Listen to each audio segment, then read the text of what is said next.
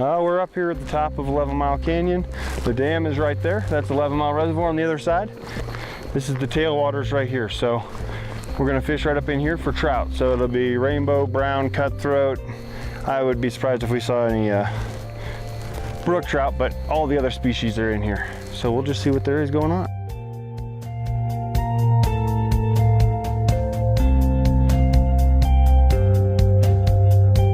So basically it's like the weight of line, the bigger the fish, the bigger the weight. So like standard Colorado fishing, you want like a 5 or 6 weight, 4, 5, 6 in that range. Bigger than that, like for streamer fishing, like a bigger bug you're throwing, like if you're throwing big ones, those ones are going to be more like 8 weights in that area. This one here, I got a 6 weight, which is, I wanted to see what it would do for throwing streamers too. I was curious about that. That's why I went with 6 instead of 5. If I was going to do just what nymph fishing, then I would have went with a 5 weight instead of a 6. But a 5 weight, 9 feet long, that's a money rod. You're not going to be disappointed with that. This is the Fenwick Nighthawk. It's 9 foot 6 weight. Should be perfect for what we're doing today.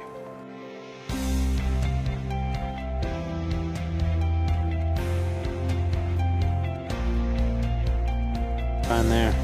This is called double surgeon's knot. This is how I'm tying on a 5X tippet right now is what I'm doing. Yeah, so this is called a double dropper. Double dropper nymph rig. And I'll put a weight. I'll show you in just a second here. Okay, so where I tied that tippet on there, you can see there's a little knot right there. I'll put my weight right above here so that if it slides anywhere, it can't slide any farther down the line. And then we'll put our indicator, strike indicator up here somewhere. We'll see how she does. And I get to go out fishing a lot. No, and I mean I fish a ton, man. I'm out a few times a week, every week pretty much, unless something happens. Summertime's a little bit hard with the kids out of school and stuff, but when I'm home, I am fly fishing.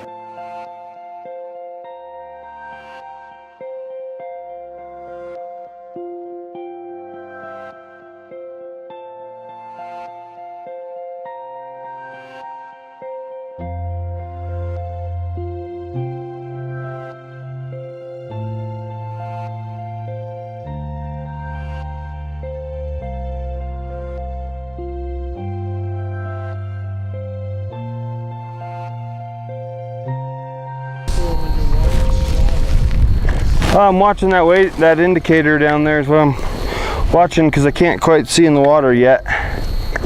I'm just watching for it to stop moving or hesitate or twist.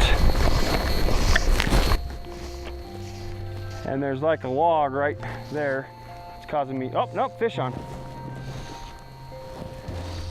One down.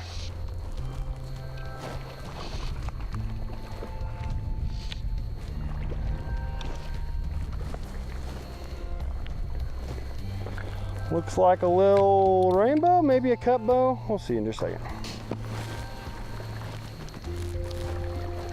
Beauty. Nice little rainbow.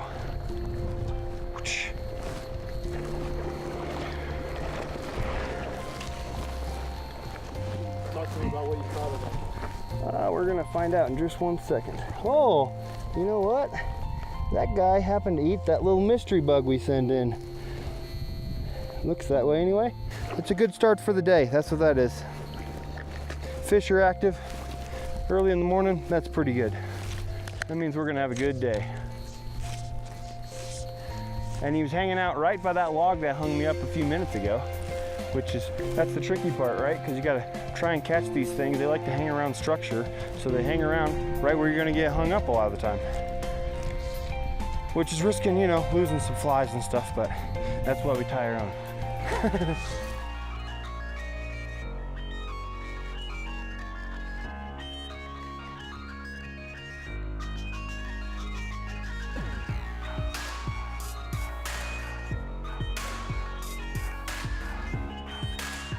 What I do is I buy the 9-foot 5X leader.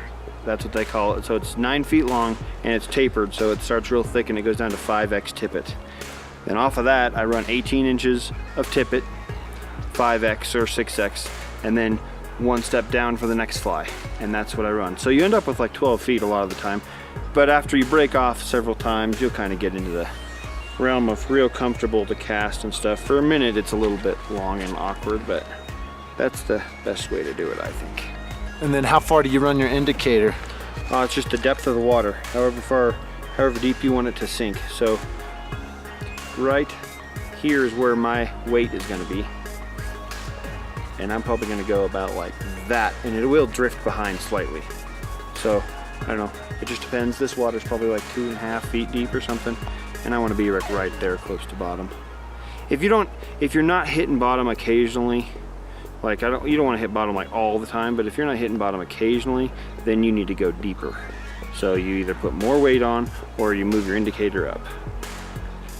And a lot of the times, one little split shot or weight is all the difference between catching lots of fish and not catching any fish. It's crazy, but it's true.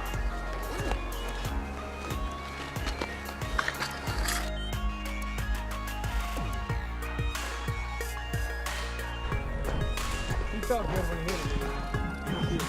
Oh yeah.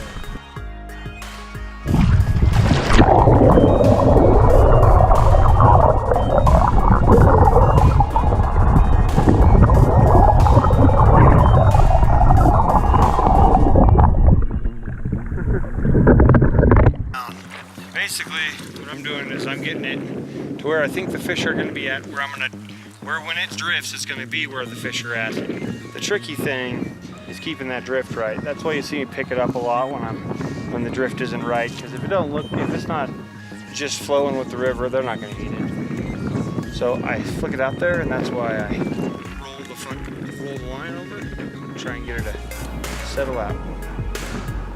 And they always hang around. So anytime there's any kind of structure, like I was saying before, so there's a rock there, I know they'll be on the downward side of it or the high side of it and underneath of it, or this weed bed in front of us, they'll be on the outside of that. There's anybody who fishes a lot for trout know the formations they hang around and things like that. So this is beautiful territory for them. They love it.